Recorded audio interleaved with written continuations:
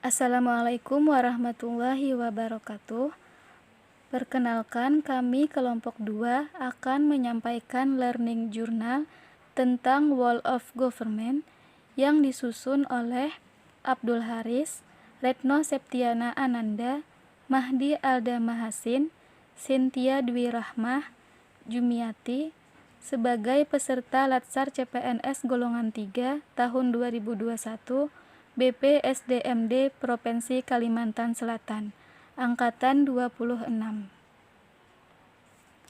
WOG merupakan sebuah pendekatan penyelenggaraan pemerintahan yang menyatukan upaya-upaya kolaboratif pemerintahan dari keseluruhan sektor dalam ruang lingkup yang lebih luas guna mencapai tujuan pembangunan kebijakan, manajemen, dan pelayanan publik. Atau dapat disederhanakan bahwa WOG merupakan suatu pendekatan yang menekankan kebersamaan dan menghilangkan sekat-sekat antar sektor, baik yang dilakukan secara formal maupun non-formal. Dengan demikian, WOG memiliki karakteristik yang meliputi kolaborasi, kebersamaan, kesatuan tujuan bersama, dan tujuan keseluruhan. Dasar hukum WOG. Ada 4 dasar hukum WOG. Yang pertama, Undang-Undang Dasar 1945 Bab 3 tentang Kekuasaan Pemerintahan Negara, Pasal 4 Ayat 1. Yang kedua, Pasal 11 Undang-Undang tentang Aparatur Sipil Negara. Yang ketiga, Undang-Undang Nomor 30 Tahun 2014 tentang Administrasi Pemerintahan. Dan yang terakhir, Undang-Undang Nomor 25 Tahun 2009 tentang Layanan Publik. Mengapa harus WOG? Ada 2 faktor yang mempengaruhi pentingnya WOG, yaitu faktor internal dan faktor eksternal. Faktor internal meliputi dorongan publik, program pembangunan dan pelayanan, perkembangan TIK, dan dinamika kebijakan yang kompleks. Sedangkan faktor eksternal meliputi ketimpangan kapasitas sektoral dan perbedaan orientasi sektoral.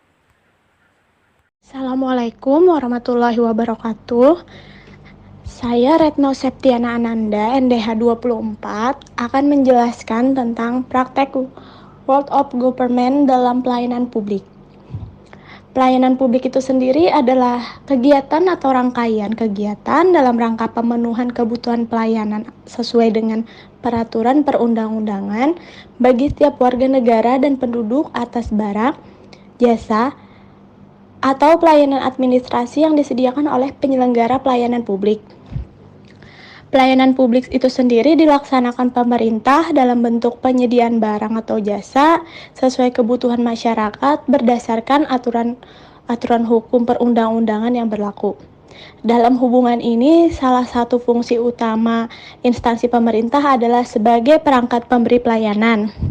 Sayangnya, pelayanan publik di Indonesia masih belum memenuhi level atau kualitas yang diharapkan oleh masyarakat umum, terutama untuk menghadapi tantangan seperti perkembangan kebutuhan masyarakat yang semakin maju dan persaingan global yang semakin ketat. Praktek World of Government dalam pelayanan publik dilakukan dengan menyatukan seluruh sektor yang terkait dengan pelayanan publik. Adapun jenis pelayanan publik yang kita kenal dapat pendekatan World of Government ada 4. Yang pertama, pelayanan yang bersifat administratif, yaitu pelayanan publik yang menghasilkan berbagai produk dokumen resmi yang dibutuhkan warga masyarakat. Dokumen yang dihasilkan bisa meliputi KTP, kartu keluarga, status usaha, dokumen-dokumen resmi seperti surat izin praktek, izin usaha, akte, sertifikat tanah, dan yang lain-lain. Sedangkan pelayanan jasa yaitu pelayanan yang menghasilkan berbagai bentuk jasa yang dibutuhkan warga masyarakat seperti pendidikan, kesehatan, tenaga kerjaan, dan perhubungan. Kemudian yang ketiga, pelayanan barang, yaitu pelayanan yang menghasilkan jenis barang yang dibutuhkan warga masyarakat seperti misalnya jalan, perumahan, jaringan telepon, listrik, air bersih, dan seterusnya. Kemudian yang keempat, pelayanan regulatif, yaitu pelayanan melalui penegakan hukum dan peraturan perundang-undangan maupun kebijakan publik yang mengatur sendi-sendi kehidupan masyarakat. Kemudian berdasarkan polanya, pelayanan publik dapat dibedakan menjadi 5 macam pola pelayanan. Masing-masing dapat diuraikan. Yang pertama, pola pelayanan teknik fungsional, yaitu suatu pola pelayanan publik yang diberikan oleh suatu instansi pemerintah dengan bidang tugas dan fungsi kewenangannya masing-masing. Pada pola ini, pelayanan yang dilakukan adalah pelayanan sektoral yang bisa jadi sifatnya hanya relevan dengan sektor itu atau menyangkut pelayanan di sektor lain. World of government dapat dilakukan manakala pola pelayanan publik ini mempunyai karakter yang sama atau memiliki keterkaitan antar satu sektor dengan yang lainnya. Kemudian yang kedua, pola pelayanan satu atap, yaitu pola pelayanan yang dilakukan secara terpadu pada suatu instansi pemerintah yang bersangkutan sesuai kewenangan masing-masing. Pola ini memudahkan masyarakat pengguna izin untuk mengurus permohonan izinnya. Dan yang ketiga, ada pola pelayanan satu pintu, yaitu pola pelayanan masyarakat yang diberikan secara tunggal oleh suatu unit kerja pemerintah berdasarkan pelimpahan wewenang dari unit kerja pemerintah yang bersangkutan. Ini adalah salah satu bentuk kelembagaan world of government yang lebih utuh, di mana pelayanan publik disatukan dalam satu unit pelayanan saja, dan rantai izin sudah dipangkas menjadi satu saja. Kemudian ada pola pelayanan terpusat, yaitu pelayanan masyarakat yang dilakukan oleh suatu instansi pemerintah yang bertindak selaku koordinator terhadap pelayanan instansi pemerintah lainnya yang terkait dengan bidang pelayanan masyarakat yang bersangkutan. Pola ini mirip dengan pelayanan satu atap dan pelayanan satu pintu. Perbedaannya tergantung pada sejauh mana kewenangan koordinasi yang diberikan kepada koordinator. Kemudian yang kelima, pola pelayanan elektronik, yaitu pola pelayanan yang paling maju dengan menggunakan teknologi informasi dan komunikasi yang merupakan otomatis dan otomatisasi pemberian layanan yang bersifat elektronik atau online sehingga dapat menyesuaikan diri dengan keinginan dan kapasitas pengguna. Assalamualaikum warahmatullahi wabarakatuh. Perkenalkan, saya Mahdi Aldam Hasin, peserta Latsar CPNS golongan 3 tahun 2021 dengan nomor NDH 26 sebagai dokter ahli pertama dengan instansi Puskesmas Hantakan. Saya akan melanjutkan masalah whole of government, yaitu dalam hal ini penerapan whole of government di berbagai negara. Baik, kita mulai. Untuk agenda penerapan whole government ini, kita akan mempelajari tentang yang pertama prasyarat best practice dari whole of government, yaitu menurut APSC atau Australian Public Service Commission, di mana mereka menyampaikan ada 4 prasyarat dari best practice dari whole of government. Yang kedua tentang contoh best practice dari whole of government di berbagai negara. Kemudian tentang e-government. Oke, agenda yang pertama prasyarat best practice whole of government. Ini prasyaratnya berdasarkan APSC lah, Australian Public Service Commission, di mana ada beberapa hal yang menjadi prasyaratnya. Yang pertama tentang budaya dan juga filosofi. Di sini harapannya adalah menggabungkan dan adaptasi nilai-nilai whole of government ke dalam budaya yang dianut. Sebelumnya merupakan keharusan agar tidak terjadi culture shock dalam dinamika organisasi maupun implementasinya. Kemudian yang kedua adalah cara kerja yang baru. Nah, cara kerja yang baru di sini WOG itu mensyaratkan adanya keahlian atau expertise yang melekat pada SDM atau sumber daya manusia yang terlibat di dalamnya. Proses yang dilakukan oleh tim whole of government juga seyogianya fleksibel, tidak kaku, kemudian mengikuti perubahan yang mungkin terjadi, serta adanya sumber daya yang kooperatif. Yang ketiga adalah akuntabilitas dan insentif, di mana outcome dan pelaporan yang dibagi antar sektor itu memiliki nilai fleksibilitas, serta bagaimana reward dan pengakuan menjadi bagian dari manajemen yang horizontal. Dan yang keempat adalah cara baru pengembangan kebijakan, mendesain program dan pelayanan. Di sini maksudnya adalah collegiate approach, yaitu melalui pendekatan kolegial di mana masing-masing sektor mempunyai kesetaraan dalam pengambilan keputusan maupun kebijakan, serta melaksanakan proses-proses konsultasi dan pelibatan warga masyarakat di dalamnya. Masuk ke agenda kedua, ini adalah beberapa contoh best practice dari whole of government di berbagai negara. Yang pertama adalah Inggris, di mana salah satu produk whole of government yang dilakukan adalah WGA atau whole of government accounts.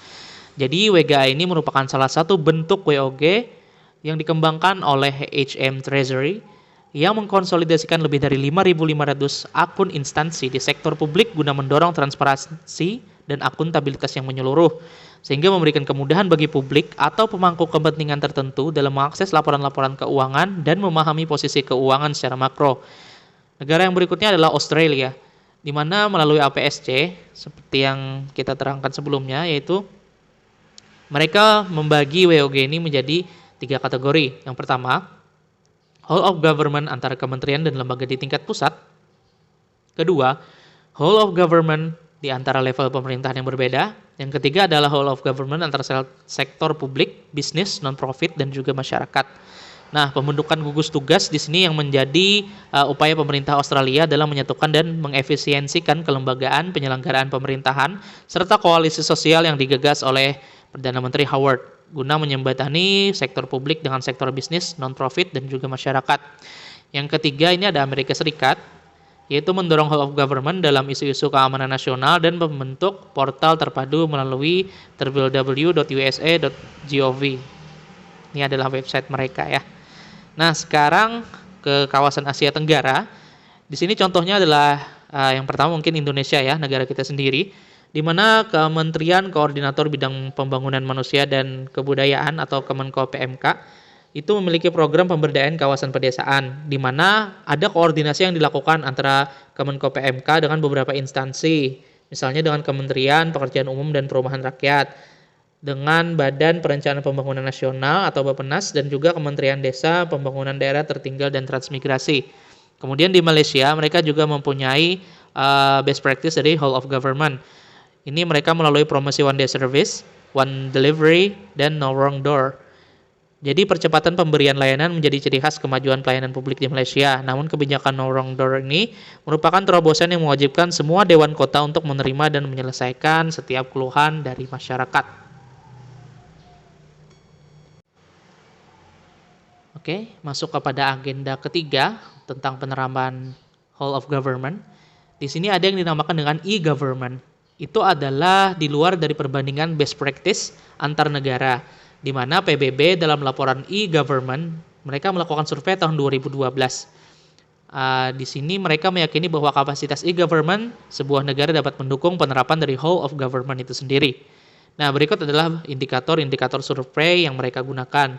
Yang pertama adalah ketersediaan CIO atau Chief Information Officer, di mana CIO ini adalah sebuah jabatan strategis yang memadukan teknologi dan sistem informasi dengan aspek-aspek manajemen lainnya agar dapat memberikan dukungan maksimal terhadap pencapaian dan tujuan organisasi.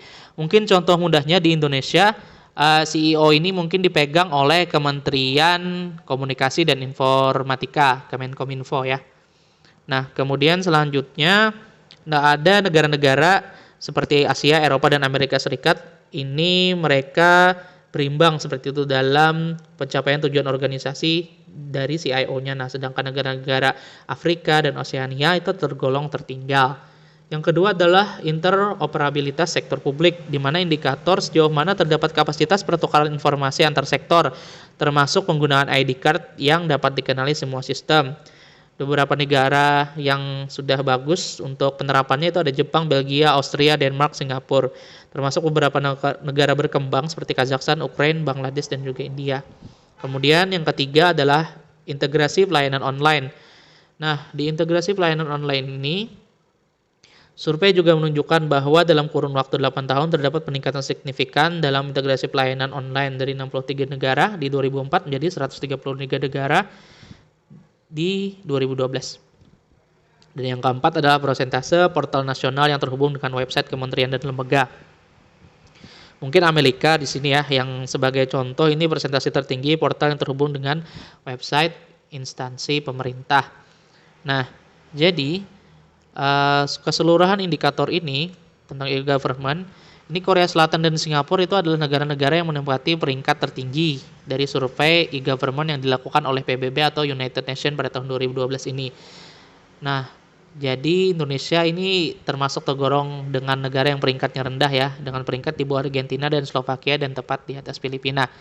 Nah, harapan kedepannya semoga kita sebagai ASN yang baru seperti itu, angkatan tahun 2021 ini, kita bisa memberikan hal-hal yang positif, perubahan yang bermakna bagi kemajuan dan pelayanan publik khususnya di seluruh Indonesia. Oke, dari saya Mahdi Alda Mahasin sudah selesai. Kemudian nanti berikutnya akan dilanjutkan oleh teman saya. Wassalamualaikum warahmatullahi wabarakatuh. Assalamualaikum warahmatullahi wabarakatuh. Perkenalkan, saya Abdul Haris, NDH 22, akan menjelaskan tentang implementasi Whole of Government atau WOG dalam kebijakan di Indonesia. Penerapan WOG di Indonesia dapat dianggap sebagai perekat kebangsaan dan penjamin bersatunya elemen-elemen negara. Ada beberapa upaya dari pemerintah untuk mewujudkan adanya WOG, antara lain yang pertama, penguatan koordinasi antar lembaga. Kedua, membentuk lembaga koordinasi khusus. 3, membentuk gugus tugas yang sifatnya tidak permanen. 4, melakukan koalisi sosial dengan kelompok bisnis dan kelompok masyarakat. Beberapa contoh produk dari WOG yang dibuat oleh pemerintah Indonesia antara lain sebagai berikut. Yang pertama, Instruksi Presiden atau Impres nomor 3 tahun 2003 tentang kebijakan dan strategi nasional pengembangan e-government. Dengan adanya undang-undang ini, merupakan perpanjangan tangan dari Undang-Undang Dasar 1945 Pasal 4 Ayat 1 untuk mengembangkan WOG agar dapat berjalan dengan lebih baik lagi. Kemudian yang kedua, aplikasi Mobile JKN. Mobile JKN sendiri adalah aplikasi di gawai yang dibuat oleh Badan Penyelenggara Jaminan Sosial atau BPJS Kesehatan untuk memudahkan masyarakat melakukan perubahan data-data pribadi, kelas pelayanan, daftar obat yang ditanggung BPJS, konsultasi dengan dokter atau telemedicine, pendaftaran online, dan sebagainya. Kemudian yang ketiga, aplikasi Peduli Lindungi merupakan aplikasi dari pemerintah yang bekerja sama dengan Satgas COVID-19, Kementerian Kesehatan, Kementerian Kominfo, dan Kementerian BUMN. Aplikasi ini memudahkan masyarakat untuk mengetahui zona risiko sesuai dengan tempat domisili, menyimpan data elektronik seperti riwayat vaksin, paspor digital, dan riwayat perjalanan. Selanjutnya, aplikasi e-Tilang. Aplikasi ini dibuat pemerintah untuk mempermudah birokrasi masyarakat untuk melakukan pembayaran denda sidang tilang dan juga mengurangi antrian dalam melakukan sidang tilang yang harus datang ke kantor kejaksaan setempat. Dan yang terakhir, aplikasi e-Court, yaitu aplikasi yang memudahkan para advokat untuk melakukan pendaftaran sidang, bersidang secara online, pemanggilan pihak-pihak yang berwenang dalam suatu sidang di kantor pengadilan. Selanjutnya akan saya jelaskan tentang WOG dalam lingkup penyelenggaraan pemerintahan negara. Berdasarkan Undang-Undang Dasar 1945 pada bab 3 tentang kekuasaan pemerintahan negara, pasal 4 ayat 1, dijelaskan bahwa Presiden Republik Indonesia memegang kekuasaan pemerintahan menurut Undang-Undang Dasar. Pada konteks good governance, sistem penyelenggaraan pemerintahan negara adalah keseluruhan dari penyelenggara kekuasaan pemerintahan, baik dari pihak eksekutif, legislatif, aparatur sipil negara, serta dengan memanfaatkan dana dan daya yang tersedia agar tujuan negara dapat tercapai, sebagaimana yang tercantum dalam pembukaan Undang-Undang Dasar 1945. Selanjutnya, akan saya jelaskan tentang WOG dalam lingkup hubungan antar pemerintahan pusat dengan daerah, serta pemerintahan daerah satu dengan yang lainnya. Hubungan ini terkait dengan konsep dari otonomi daerah, di mana kepala daerah, provinsi, ataupun kabupaten kota dapat mengatur urusan pemerintahannya yang telah ditetapkan oleh undang-undang dan berdasarkan asas desentralisasi. Kemudian dari WOG lingkup ini mengacu pada ketentuan pasal 18A dan 18B Undang-Undang Dasar 1945, yaitu yang pertama, hubungan wewenang yang pelaksanaannya memperhatikan kekhususan dan keragaman daerah. Yang kedua, hubungan keuangan, pelayanan umum, pemanfaatan sumber daya alam dan sumber daya lainnya yang dilaksanakan secara adil dan selaras berdasarkan undang-undang. Selanjutnya, akan saya jelaskan tentang WOG dalam pelayanan publik di lingkup administrasi pemerintahan. Berdasarkan Undang-Undang Nomor 30 Tahun 2014 tentang Administrasi Pemerintahan, administrasi pemerintahan adalah tata laksana dalam pengambilan keputusan dan atau tindakan oleh badan dan atau pejabat pemerintahan sebagai unsur yang melaksanakan fungsi pemerintahan, baik di lingkungan pemerintahan maupun penyelenggara negara lainnya. Keputusan administrasi pemerintahan yang disebut juga dengan keputusan tata usaha negara atau keputusan administrasi adalah ketetapan tertulis yang dikeluarkan oleh badan dan atau pejabat pemerintahan dalam penyelenggaraan pemerintahan. Sedangkan pengertian dari tindakan administrasi pemerintahan adalah perbuatan pejabat pemerintahan atau penyelenggara negara lainnya untuk melakukan dan atau tidak melakukan perbuatan konkret dalam rangka penyelenggaraan pemerintahan. Berdasarkan UUAP, administrasi pemerintahan memiliki tujuan menciptakan tertib penyelenggaraan administrasi pemerintahan, menciptakan kepastian hukum, mencegah terjadinya penyalahgunaan wewenang, menjamin akuntabilitas badan dan atau pejabat pemerintahan, memberikan perlindungan hukum kepada warga masyarakat dan aparatur pemerintahan, melaksanakan ketentuan peraturan perundang-undangan dan menerapkan AUPB, dan yang terakhir, memberikan pelayanan yang sebaik-baiknya kepada warga masyarakat. Indonesia sendiri adalah negara yang berkembang. Pelayanan publik yang diberikan kepada masyarakat belum bisa dikatakan baik karena pelayanan yang disediakan oleh pemerintah terkesan mempersulit daripada mempermudah. Kesan negatif ini dapat dilihat tidak hanya dari performa pelayanan, namun juga dari lemahnya koordinasi antar departemen yang berdampak kepada ketidakefisienan dan ketidakefektifan manajemen serta kesenjangan antara pemerintah dengan agen-agen sosial tentang arah dan tujuan pelayanan publik. Padahal, kebutuhan dan kesadaran masyarakat terhadap pelayanan publik yang prima semakin tinggi. Masyarakat selalu menginginkan pelayanan yang cepat, aman, dan nyaman. Maka dari itu, administrasi publik harus melakukan pendekatan whole of government yang telah diterapkan di berbagai negara dalam melayani masyarakat sangat tepat diterapkan di Indonesia. Dengan prinsip kolaborasi dan prinsip satu tujuan, sehingga latar dalam pelayanan dapat mengacu pada asas efektif dan efisien. Indonesia sendiri masih berusaha untuk mencapai good governance dengan menerapkan whole of governance. Prinsip-prinsip whole of governance menjadi terobosan yang perlu diambil dalam berbagai institusi untuk mewujudkan pemerintahan yang bersih dan baik.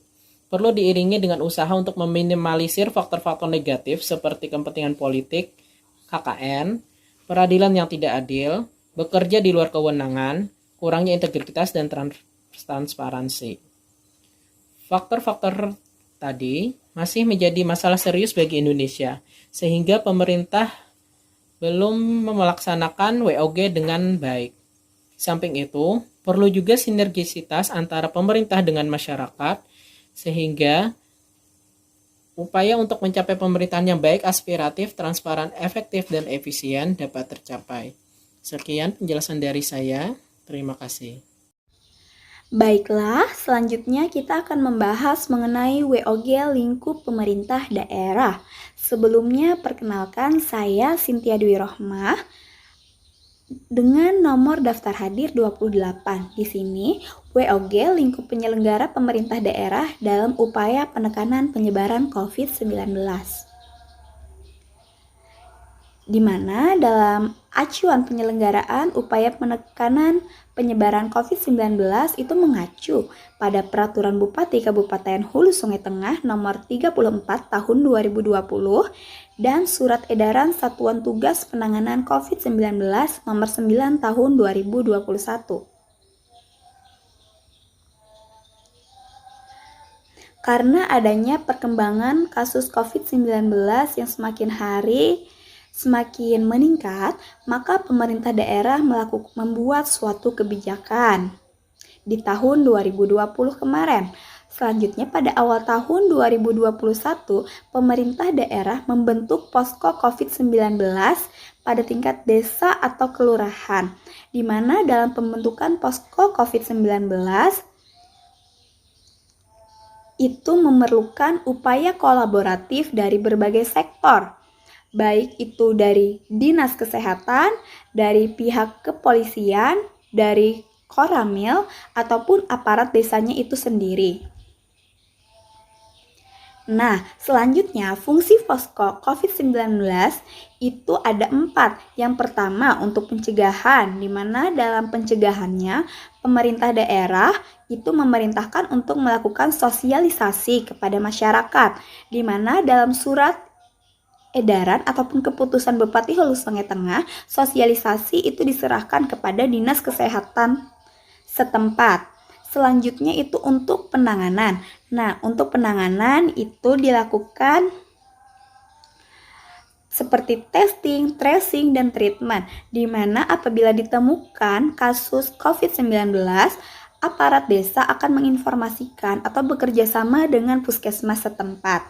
Untuk pembinaan ini adalah pemberlakuan sanksi dan juga penegakan disiplin. Dari pemerintah daerah itu menugaskan penertiban kepada Satpol PP dan petugas damkar, kepada pihak kepolisian, serta Satgas COVID daerah setempat. Dan juga posko COVID-19 itu bertugas sebagai pendukung, di mana dilakukanlah pencatatan dan pelaporan disertai dengan logistik, dukungan komunikasi, dan administrasi.